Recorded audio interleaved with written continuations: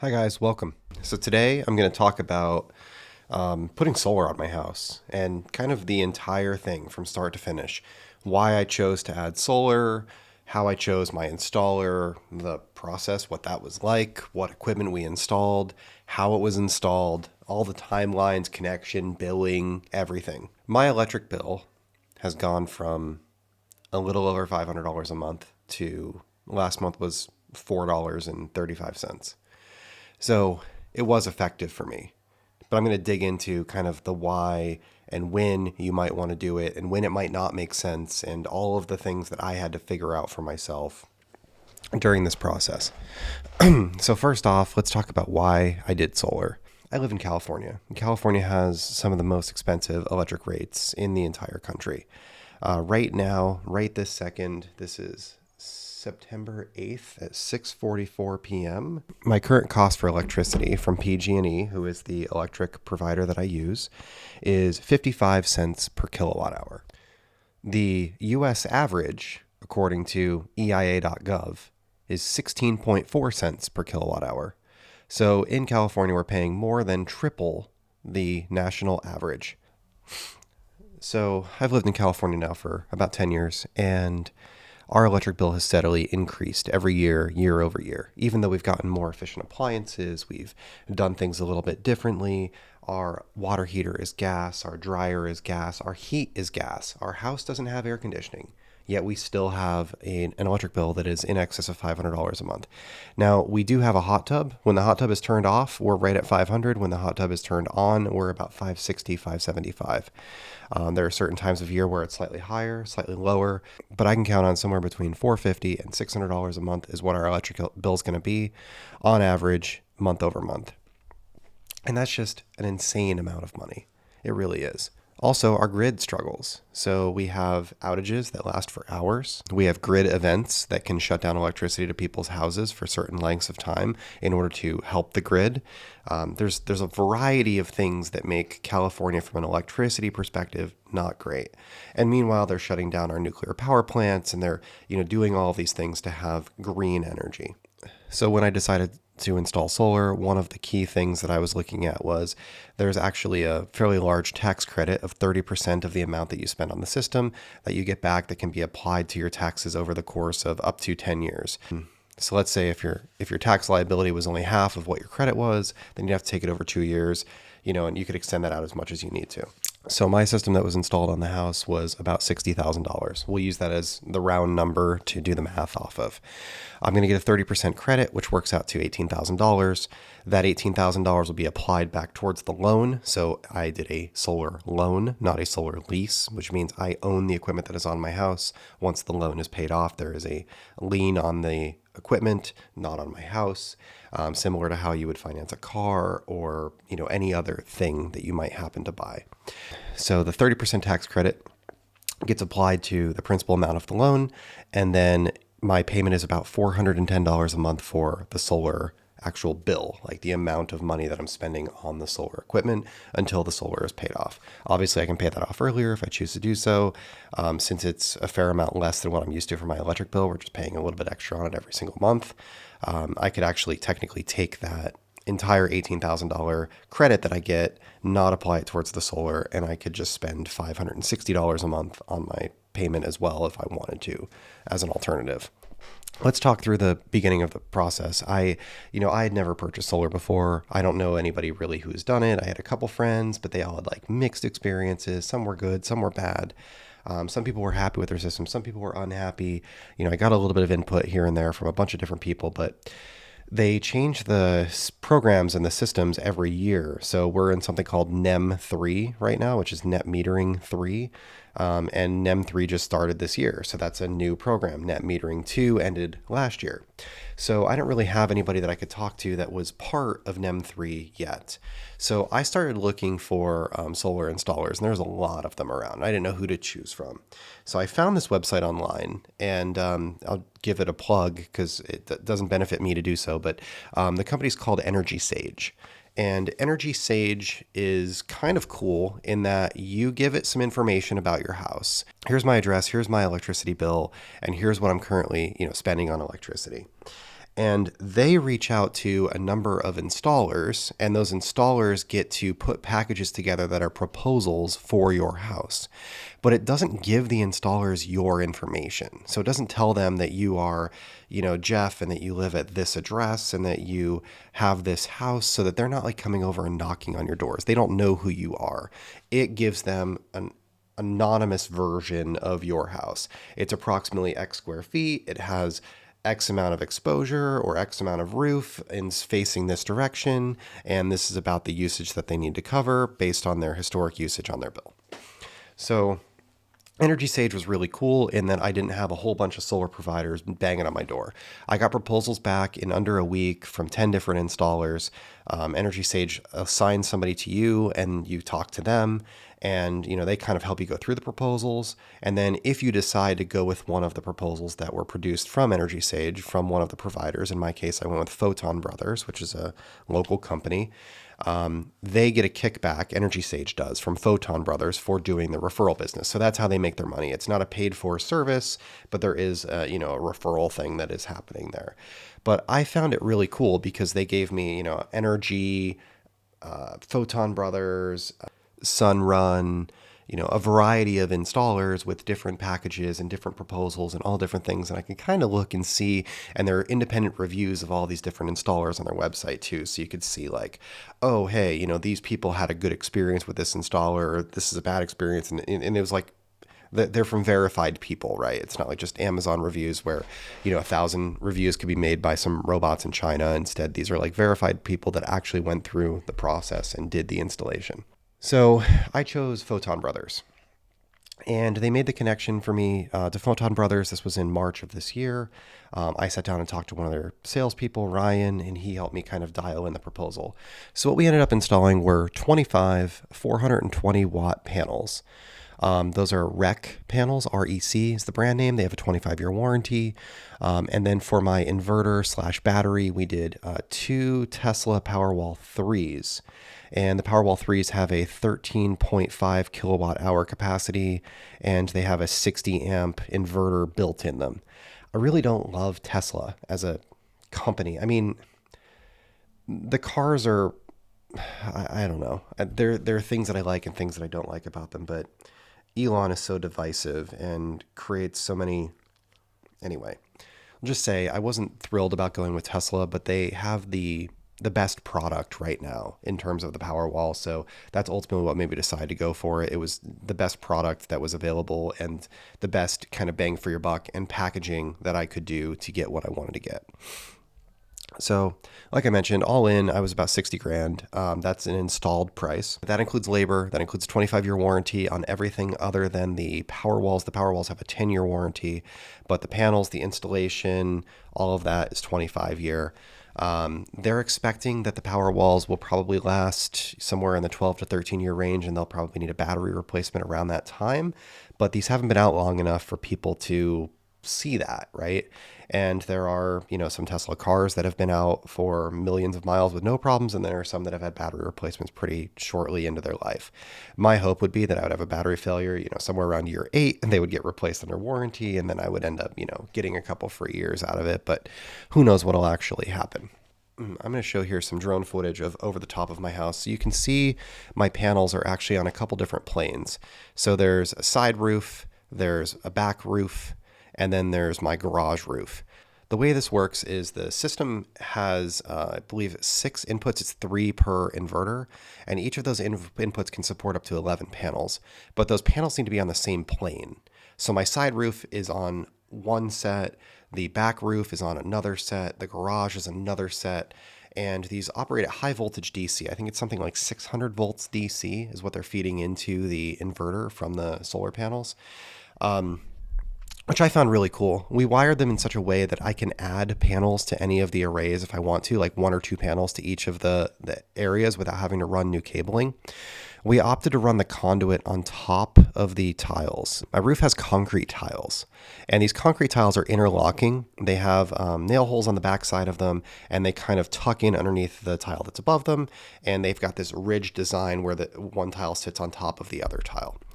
And basically, what they did was they they have these mounting brackets for the panel arrays that wrap around the tiles and mount to the wood that is below the tiles, and then the tiles are replaced on top of these mounting brackets. And then there are a couple places where junction boxes have to be installed, and they pull the tile out and they replace it with a piece of metal flashing that is the shape of a tile that has like a stem that comes up into the bottom of these junction boxes. So the reason that I did the conduit on the surface versus doing it, running the power through my attic, is because I only actually had to penetrate the roof of my house in 2 spots, and both of those are over the garage.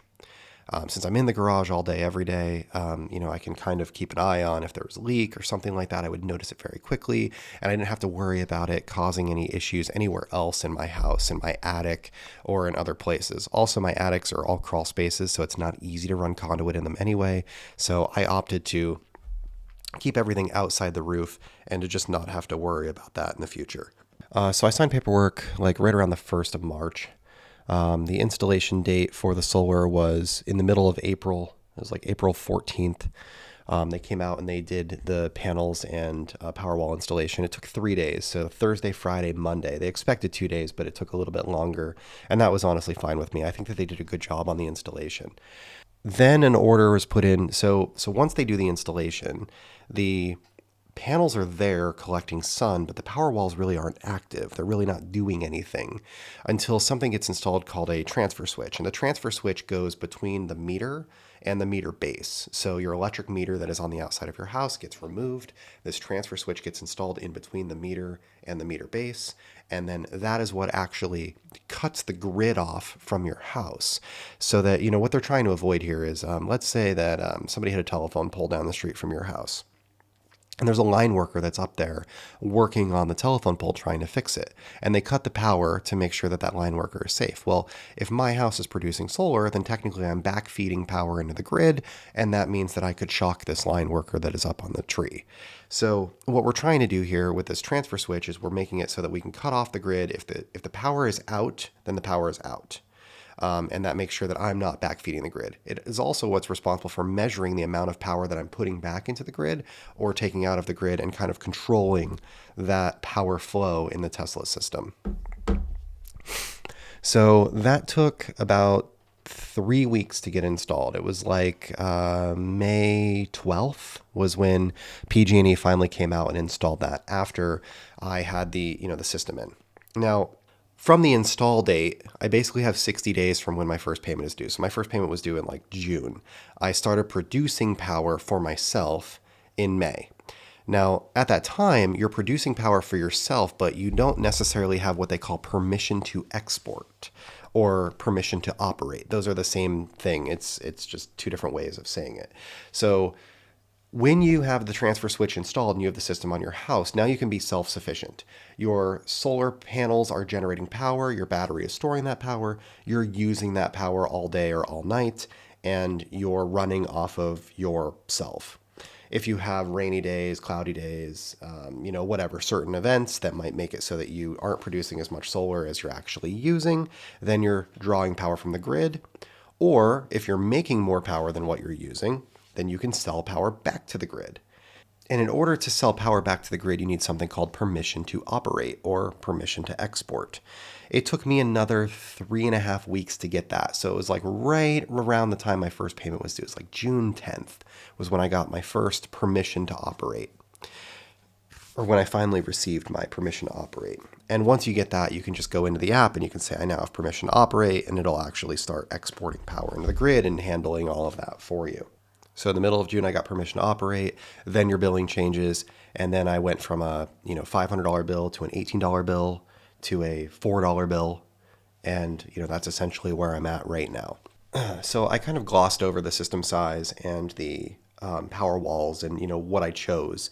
But let's talk about that. Let's dig into that a little bit. Looking at my household usage over the last 24 months, we determined that about 8 kilowatt hours of solar power was what I needed to hit like 100% of my usage. So it's not very, you don't get paid a lot of money for the solar that you're exporting. So it doesn't make a ton of sense to produce way more electricity than what you need. It makes sense to produce a little bit more than what you need, especially if you're planning to grow. Now, I expect at some point there will be an electric car in our lives. I don't know what it'll be, probably a Rivian, hopefully an R3X, but at some point in our lives there will probably be an electric car, maybe a Volvo Recharge or something along those lines. So I wanted to build a little bit of extra capacity. So I targeted 115% of what we're using, which worked out to about 10 kilowatt hours of electricity need. The panels are 420 watts. So, when you divide out 10 kilowatt hours divided by 420 watts, it worked out to 24 panels. I did a 25th because it just worked with the plan. So we ended up with 25 panels. Now, as far as the power walls are concerned, I ended up with 2 power walls. Now, you can do 1, 2, 3, or more power walls, and you can actually add battery expansions to the power walls too. So the number of power walls is really determined by the amount of electricity service that you need. So let's say you've got, you're building your house, you've got a 200 amp panel. Well, you're not drawing 200 amps all day, but your panel can accommodate a 200 amp main and it's got 200 amps worth of breakers, which is what I have. On a regular basis, you're probably using, at most 70, 80 amps. If it's, you've got the air conditioning going, you've got a hot tub going, you've got some, a lot of stuff going on. But usually you're probably using, on a normal basis, I'm using 2 kilowatt hours per hour, something along those lines. So we're talking about 10 amps, 15 amps at most that I'm using on average. Like, it's just not a ton of power. But the power walls can only do 60 amps a piece in the inverter. So if you've got anything that has more than a 60 amp draw, if you've got, an electric oven, which we do, or, whatever other electrical equipment, my hot tub, for example, has a 50 amp breaker on it, something along those lines, then it makes sense to have 2 power walls, which gets you then 120 amps of service. You could go to 3 and have 180 amps of service. In this case, I went with 2. In my mind, I'm never going to need more than 120 amps of service. Now, each of those power walls comes with 13.5 kilowatt hours of battery storage. So that means that you could draw 13.5 kilowatts for 1 hour, or you could draw 1.35 for 10 hours. Like that's the math, right? A kilowatt hour is a unit of power over time. So each one of those does 13.5 of storage. I, on a normal day, use about 30 kilowatt hours of power at my house. So if I'm drawing 30 kilowatt hours in 24 hours, that works out to, a little over 1 per hour on average all day, every day. So the reason that I decided that I wanted, so 2 13.5 kilowatt hour batteries works out to 27 kilowatt hours of storage, which means that in theory, if my power goes out at, say, 8 a.m. because somebody clips a pole and my batteries have been running all night, I would still have enough power to run off of the solar for a good portion of my day while they fix the power. Or if we have a couple of rainy days, cloudy days, something like that where the system is underperforming, I have a bigger buffer before I'm taking power from the grid. So let's talk about the why on the batteries. Like, why do you need batteries? And this really comes down to the way that solar is produced versus the way that we use it. So I'm going to show you a graph here. So this solar graph is from today. You can see that we produce 56.9 kilowatt hours of energy. But our production doesn't start really until about 7:45 a.m. That's the first point in the day that we're producing as much power as we're actually using, about 1 kilowatt of power. It stops around 6:10 p.m., which is where we drop down below that 1 kilowatt hour production. In the middle of the day at 12:35, we actually peaked at 8.1 kilowatts. So we've got this giant hump of power that's getting created. But our usage in our house is actually much more linear. So here's a graph of the usage in our house. And you could see that there are a couple peaks here. There's one at 1:20 p.m., which is when my hot tub kicks on for the first time throughout the day. There's another one at 4:05 p.m., which is the second time my hot tub kicked on. We could see that, In the afternoon, we've got a little bit more power usage where we're averaging, somewhere in the 2 range. And that's because we've got kids home, TV on, different things like that. Maybe the oven is on to cook something along those lines. But during the morning, we're using on average about a kilowatt, which is what a normal day looks like. This is a Sunday. Here's a look at an average Wednesday. You can see that that's fairly similar with those spikes for the hot tub. A little bit of a spike in the afternoon when we get home where we've probably got an oven on around dinner time and, something along those lines. So what the battery does is it helps you take in all the power from that hump and give it back to your house through that flat linear timeline. And the reason that we need to do that is because the electric companies are charging us significantly more to buy power than what we can sell it for. So if I look at today at, say, noon, my buy price at that time was 33 cents a kilowatt hour, and my sale price was 3 cents a kilowatt hour. So I'm selling it for effectively 1/10 of the price that I'm buying it for. What that means is if at noon I'm producing way more power than I'm using and I'm selling it back to them, but then all night I have to buy power because the sun is down, well, then I need to produce way more power than what I'm using. The batteries make it so that you don't need to do that. So here's what a normal day looks like for me. The day begins at midnight. My charge level of the battery is about 67%. The battery has run my house from the moment that the sun went down at 6 p.m. the night before until now. It's going to continue to run my house until either the sun comes up or it hits a charge level of 10%. If it drops down below 10%, what it's going to do is it's going to switch over to pull power from the grid. That 10% is kept as emergency power. Now that's a number that I can set. I chose 10% because I work from home every day and it's important for me to have power to be able to operate my computer and to be able to work in the event of a power outage. So on a normal day, we see the sun come up around 7 a.m. About 7:35 a.m. is when the lowest power level on my battery is typically reached, which is about 39%. As the sun comes up and the production increases, we see the battery level start to increase. Normally by 1 o'clock, maybe 2 o'clock, depending on the weather that day, my battery is at 100% charge. At that point, I'm producing way more power than what I'm using. So the battery is kept at 100% charge. My house is running 100% off of the solar.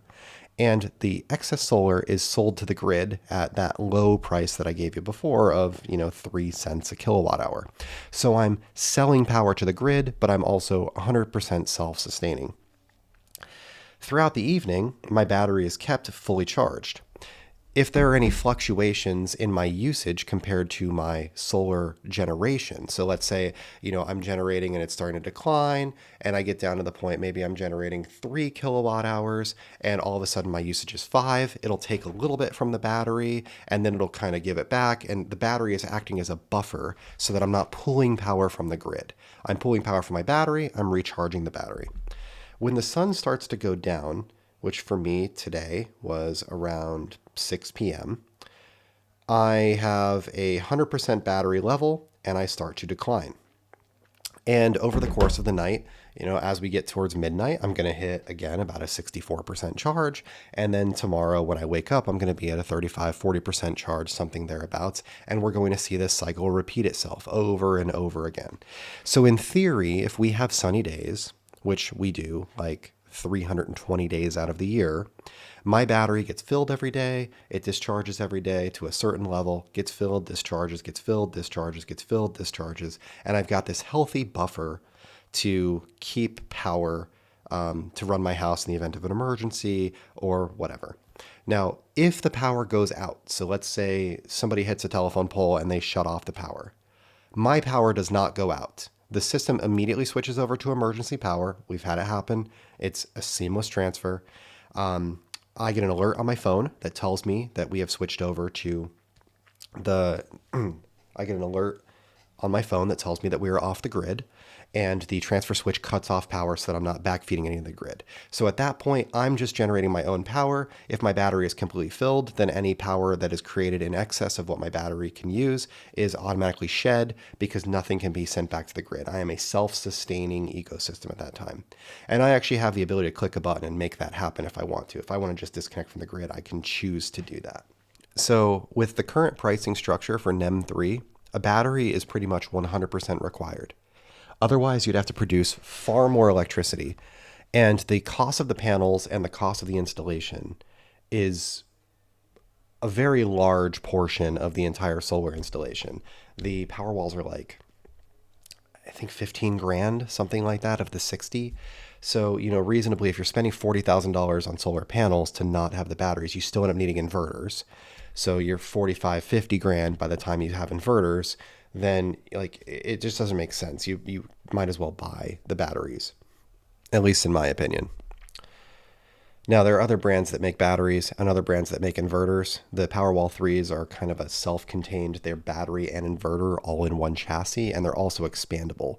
So I can actually get another battery. The battery is like 4 grand or something thereabouts, and I can set it on a concrete pad in front of my Powerwall and plug it in, and I can increase the capacity from 13.5 kilowatt hours to 27 kilowatt hours. So I could theoretically triple my usage if I wanted to by adding 2 batteries to each unit, which would be the maximum that I could do. And it ends up being, 39.5 kilowatt hours per unit, total of just under 80 kilowatt hours, which is really insane.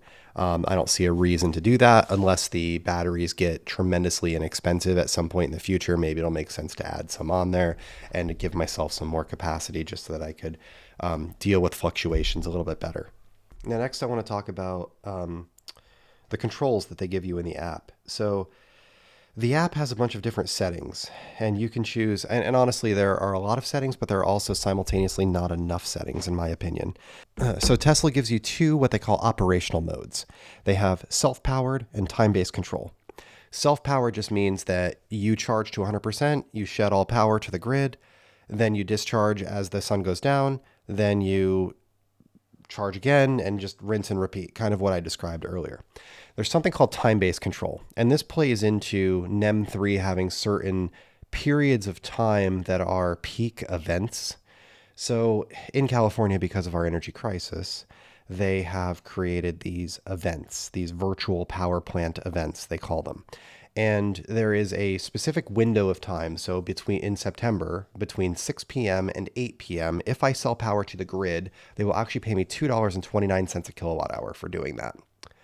Meanwhile, people are buying power from the grid for 55 cents a kilowatt hour during peak times. So theoretically, what I can do is during that time, I could actually have both my Powerwalls dump everything into the grid, go all the way to zero, and I would get about $60 worth of energy credits that go towards my bill. Some people, I would assume, are doing that. I'm doing it to a degree. I have my backup power set to 10%, so it's not going to drop below 10%. But you can, choose to go all the way to 0% if you want to make the maximum amount out of it. If you do the math, it works out to about $1,000 you can make per Powerwall in 1 month during the month of September. September is the only month with these crazy plans and rates. And that makes sense. We just had a heat wave that came through here, and we had the highest temperatures of the entire year during the first week of September. And that kind of tracks every year, year over year. So this is the time of year where people are turning on AC if they have it, they're using portable units if they don't, or they're more likely to be using power. We're also seeing the sun go down earlier. We're seeing schools being back in session, and we're seeing, more power usage at night from kids and homework and schools and dinner and all of that kind of stuff. Well, so this takes me to the next piece, which is energy credits in the bill.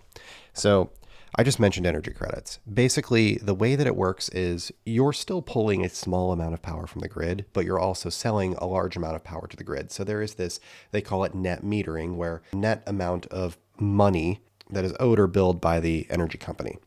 Now, there are charges for distribution, there are charges for usage, and there are charges for connection. Some of those can be offset by the amount of electricity that you're producing. Some of those cannot be. So I end up with a bill of like $4, but I also simultaneously have this credit of like $50 at the end of my first month, for example. So basically, as I produce power in excess of my usage, I'm building up this credit over time. I can use that power and I can use up those credits over time if I have bad months, which I will in probably November, December, and January. But throughout the rest of the year, I should theoretically be building more credits than what I'm using. Now, at the end of the year, there's something called a true-up. Mine is in June. And at that time, if I have a large credit, that credit can then be given to me in the form of a check, and I can pull it out of the system. Or during that true-up, I might owe money because I've used more than what I planned on using throughout the course of the year, and I owe them for electricity usage. So it is kind of weird because you get this bill and the bill says I have a $51 credit, but then simultaneously I have a $4.35 bill. And it's like, why can't this $50 go towards that $4? Well, it's because this is for distribution and this is for production, and those two can't cover each other, which seems stupid, but it just is what it is. And it seems to me in my conversations with PG&E that even they don't really understand how the billing works yet because it's new. NEM 3 is new and it's a change from what they previously did in all of their other billing systems. So you're talking to people that are trying to figure it out for the first time. There hasn't been a true up yet because nobody has been on it for a year. So they don't know exactly how it works. My hope is that, because I'm like 6 months into NEM 3 when I first got on it, that my true up will be far enough into next year that, they'll understand how it works. Some things that I wish that I knew and would have done differently. So first off, I was actually able to schedule the install of the transfer switch. I called PG&E and I scheduled that, and they scheduled it for me like 2 weeks out because that was the earliest appointment that they had. Had I known that they were 2 weeks out, and had I been told this by my installer, I could have booked that, 2 weeks before my installation, and I could have chosen a date that was after my installation by a day or two, and I could have not sat for 3 weeks and waited for them to install my transfer switch, which basically meant that I had solar panels on my roof for 3 weeks that I wasn't able to use during, the month of April, which was a great month for solar production. So unfortunately, I did wish that I knew that because I could have scheduled that in advance. It seems trivial, but the Powerwalls do an automatic calibration that happens it's happened 3 times since I had the system installed. So it's about once a month where they will run the power down to 0 and then not build up a charge while it does its calibration.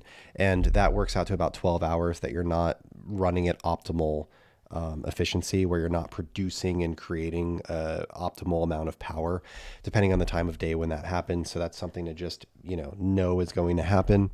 I expected my bill to be $0 from PG&E, and it wasn't. It was $4.35, like I mentioned, which is a trivial small bill. But they charge you a processing fee for your payments. So we actually just overpaid by like $25 so that there's just a credit sitting there that it'll automatically debit every single month so that I don't have to keep making payments every month, which again seems stupid because they've got this giant credit on their end that they're holding for me. It's almost like an income tax return. Like I'm giving them an interest-free loan to just use my money for the rest of the year for power production. But one thing that's weird is if you're off the grid, meaning like if you have the Powerwall set to off the grid, meaning the tie to the grid is cut, the Powerwall, so standard power in the United States delivered to your house, you've got 120 volt and it's 60 cycles per second. And typically they deliver 2 phases of that to you. So you've got 240 or 120 at 60 hertz or 60 cycles per second.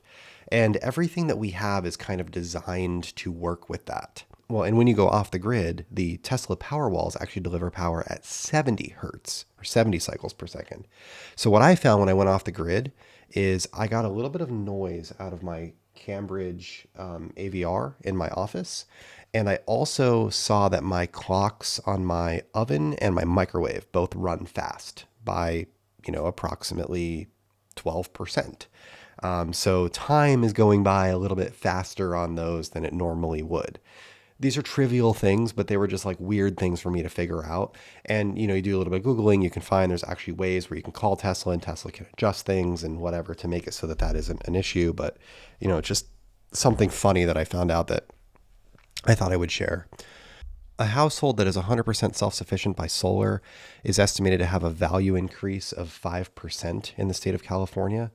So conservatively, I'm expecting a value bump of, say, $30,000, $40,000 to our house because of the solar system being installed.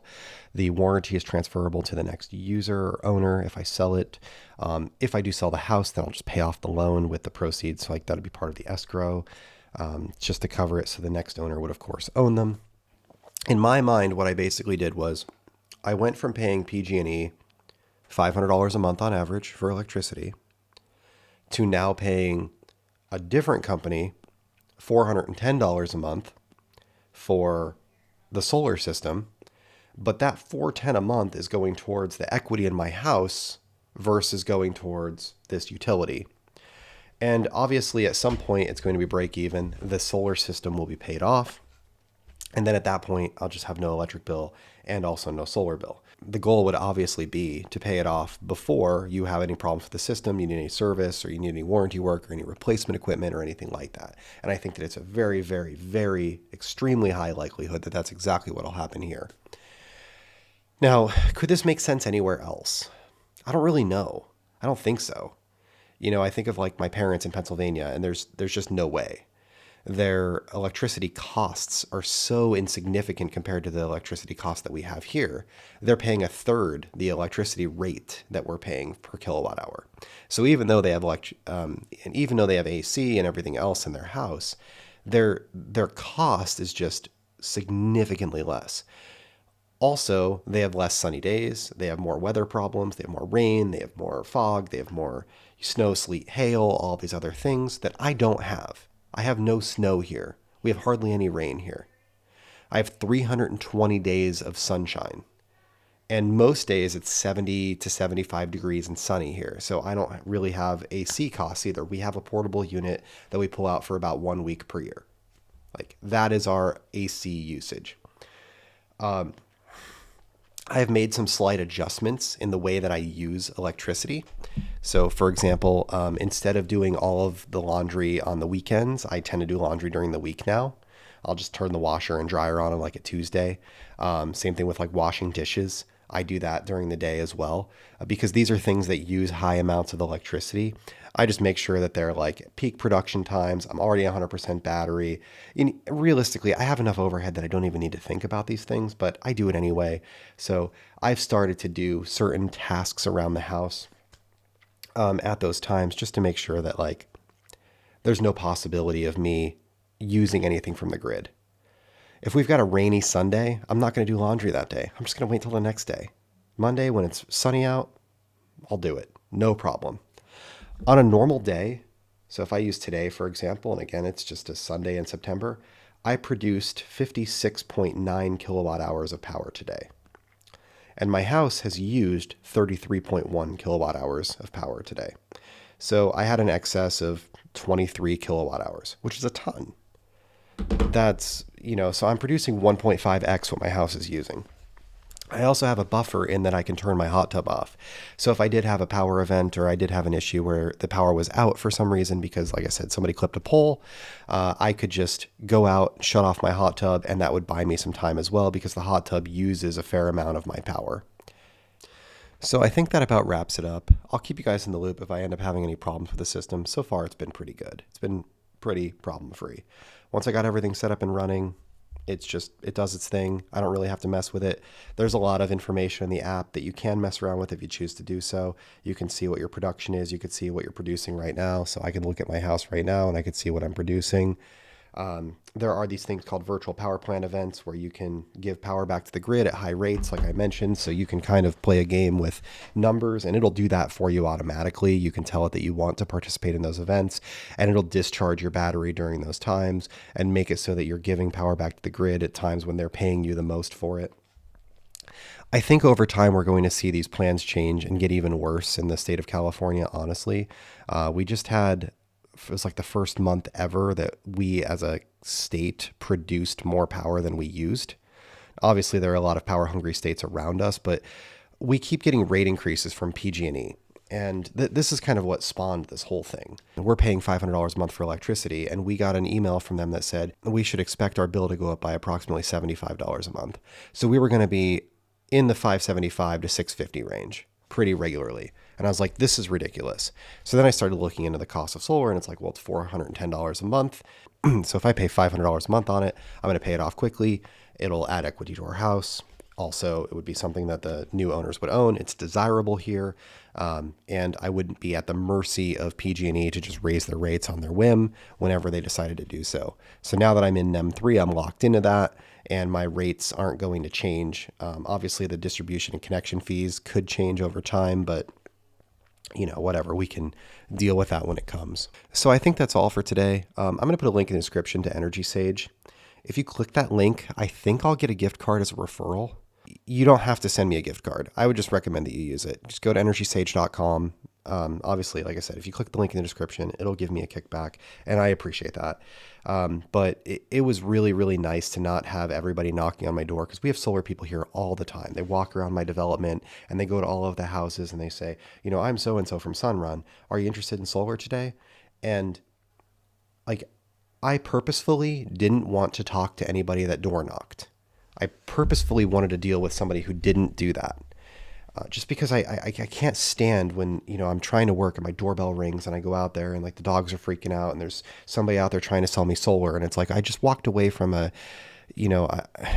was in a meeting that I just like walked away from for this. Like, no, I don't want to buy solar from you now. So, I purposefully looked for people that hadn't door knocked on me before and were highly rated and had, good track record and good history. And EnergySage helped me with that. And they also helped me to not have to deal with, all of these people. Because once you apply, or once you talk to one of these companies and you give them your information, then they're going to continuously bug you until they get your business. And I just didn't want to deal with that. I don't want to be sold. I want to buy something because I determined it was the right thing to buy. So anyway, check that out. As far as like the Tesla and the other stuff, it all seems fine. There are other brands as well. I don't know that I would pick something different. I think that it would be really cool to have a span panel. I looked at span as well. That is a panel replacement that's a smart panel. And I would like it to be able to do some power shedding. So if I did go off the grid, because the power was out, it could shut off like my hot tub and some other things that were excess power users, to make it so that I didn't, run out of power. That's more of a nice to have than a need to have, and they're tremendously expensive. So I opted not to do that. So, for me, I just go out and shut the breaker off for my hot tub if the power goes out, and then, kind of go from there. But yeah, that's all for today. So thank you for watching, and have a great day.